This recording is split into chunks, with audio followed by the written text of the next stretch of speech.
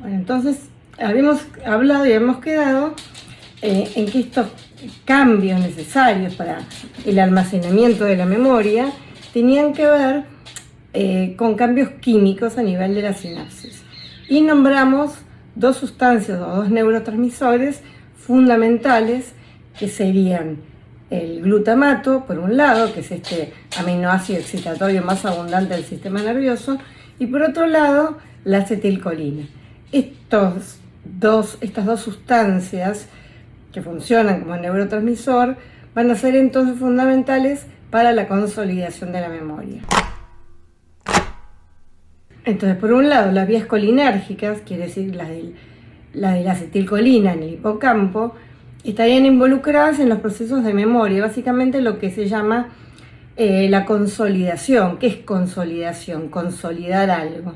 Que esto que ingresa en nuestro sistema quede y perdure a lo largo del tiempo.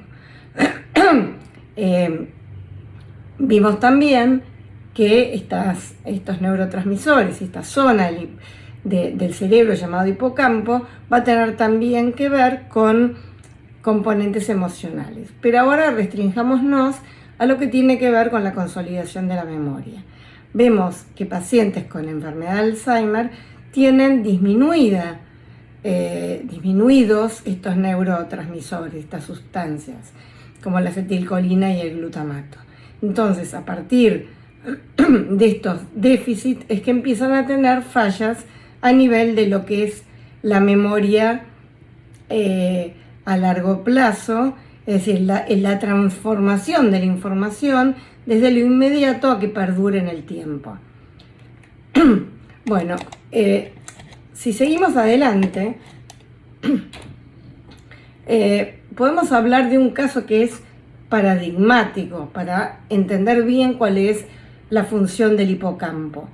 Este caso paradigmático es la de HM. HM era un paciente, obviamente muchas veces se conocen los pacientes con las iniciales, para hablar, digamos, de casos típicos, en este caso neuropsicológicos o de otros temas clínicos a nivel de la medicina. Este paciente HM tenía convulsiones imparables, o sea, tenía epilepsia y tenía lo que se llama convulsiones continuas, o sea, era imposible frenar estas convulsiones. Entonces, lo que se hizo fue operar ambos hipocampos, una zona del hipocampo, y con esto las convulsiones y la epilepsia frenó. Pero, ¿qué pasó luego de operar estos hipocampos? Lo que ocurrió es que este paciente HM era incapaz de formar nuevas memorias. Entonces, podía recordar todo lo que él había fijado antes de su cirugía, o por lo menos durante un tiempo anterior a la cirugía, pero no podía fijar nuevas memorias. Entonces, a esto se llama amnesia anterógrada, o sea, la imposibilidad, la falla de memoria que tiene que ver con formar nuevas memorias. Lo que tengo guardado lo tengo, pero no tengo posibilidad de recordar nada que sea nuevo a partir de un evento determinado. En este caso, de la cirugía de memoria. Entonces, lo que se le practicó a este paciente HM fue lo que se llama en medicina lobectomía temporal bilateral. Quiere decir que se extrayeron partes del lóbulo temporal de ambos hemisferios. En este caso, partes de lo que conocemos, como les dije, del hipocampo. A partir de esta lobectomía, este paciente, entonces, como les decía, dejó de fijar nuevas memorias. Acá lo que podemos ver es donde vemos la flechita indicando una especie de agujero negro, es la zona en donde fue extirpado uno de los hipocampos. Acá estamos hablando de uno de los lóbulos. Como les dije la otra vez, es el lóbulo temporal medial o interno. Bueno, además de tener esta amnesia anterógrada, que es la incapacidad de fijar nuevas memorias, el paciente también tuvo un tiempo de amnesia retrógrada. ¿A qué se llama amnesia retrógrada? Se llama a memorias que ocurrieron antes del incidente, en este caso antes de la cirugía de los lóbulos temporales, de un periodo variable. Cuando hay un paciente que puede tener un traumatismo de cráneo, o en este caso es el caso de la cirugía, lo que vemos es que hay un periodo antes del evento en donde el paciente no recuerda. En este caso, en el caso de HM, este periodo de no recordar para atrás, antes de la cirugía, fue de 2 años. Y luego además tenía lo que se llama memoria implícita y memoria a corto plazo normal. Ahora vamos a explicar un poco más de qué se tratan todas estas memorias. La memoria que habitualmente conocemos es lo que llamamos memoria explícita, porque podemos saber que estamos tratando de recordar y que estamos buscando una información.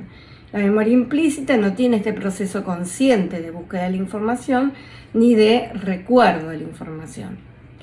Y la memoria a corto plazo es la memoria en donde uno le dice determinadas cosas al paciente y el paciente lo repite en forma inmediata, sin mediar lo que nosotros llamamos interferencia. Es como cuando estamos tratando de recordar un número de teléfono, lo decimos y lo repetimos, viene alguien y nos habla, nos interrumpe, luego ese número de teléfono que estábamos intentando recordar se pierde, porque solo estaba en nuestra memoria a corto plazo. Bueno, entonces este paciente tenía esa memoria a corto plazo normal y tenía memoria implícita normal. Bueno, acá vemos entonces las dos flechas que indican los dos espacios de los lóbulos temporales de que fueron extraídos. Fue esta lobectomía temporal bilateral.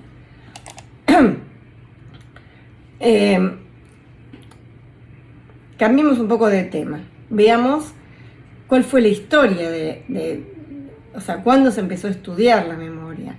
El estudio científico de la memoria se inició en 1885 a partir de los experimentos de Ebbinghaus.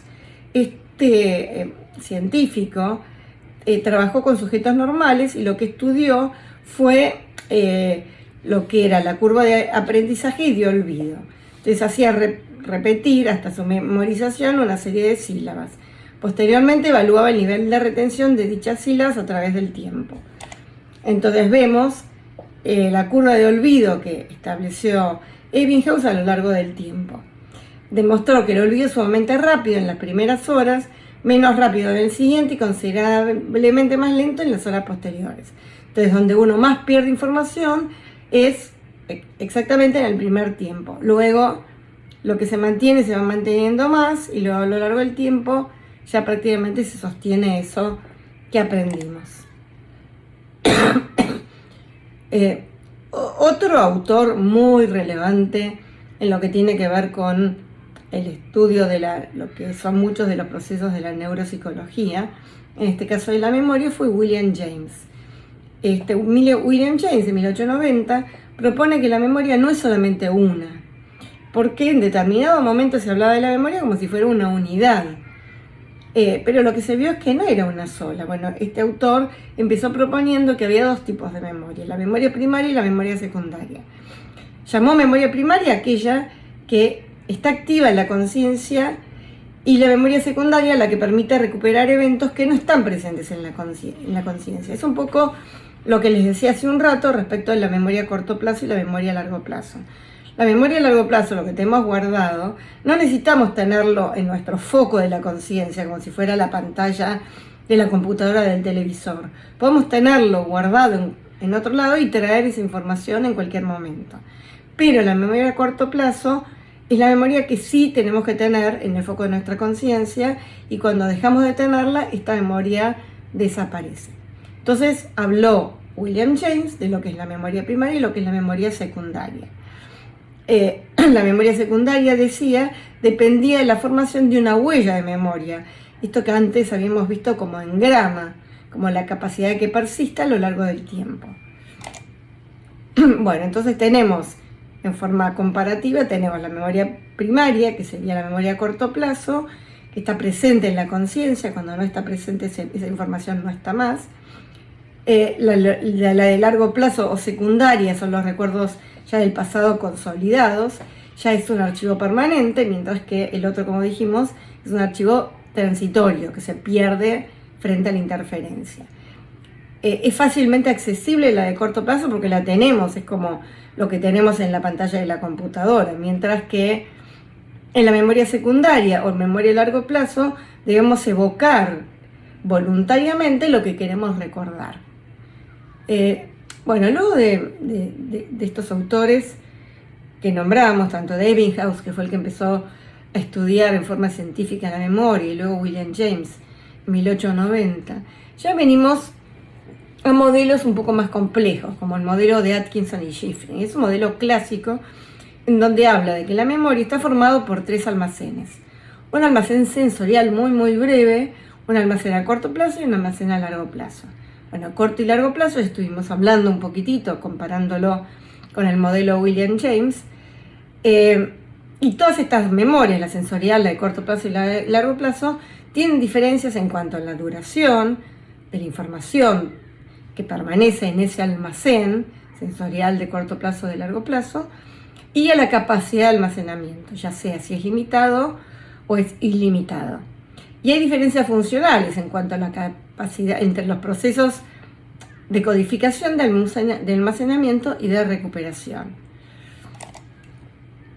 Entonces tenemos por un lado, comparando con el modelo de William James, memoria primaria, que correspondería a la memoria a corto plazo, memoria secundaria correspondería a la memoria de largo plazo. Y estos dos almacenes, el almacén, este tercer almacén, que sería lo que es el almacén sensorial, es un almacén en donde la información ingresa y permanece por muy breve tiempo. Y tiene que ver con la modalidad sensorial. Entonces, si nosotros retenemos primero en nuestra memoria sensorial una información visual, va a estar en un tiempo muy breve en lo que tiene que ver con las zonas del cerebro relacionadas con la información visual, que tiene que ver con el lóbulo occipital. Esta sería el área visual primaria, es donde ingresaría y estaría en un lapso muy breve de tiempo. Cuando hablamos de la información auditiva, hablamos de lo que es el lóbulo temporal, y después lo que tiene que ver con información táctil está relacionado con el lóbulo parietal. Resumiendo entonces, tenemos lo que es la memoria sensorial, que está en lo que llamamos el almacén de memoria sensorial, que tiene un almacenamiento inicial muy breve, hasta 1 segundo. Y que es dependiente de la modalidad sensorial. Por otro lado, tenemos la memoria a corto plazo, en donde la información ingresa y se mantiene más aproximadamente hasta unos 20 segundos.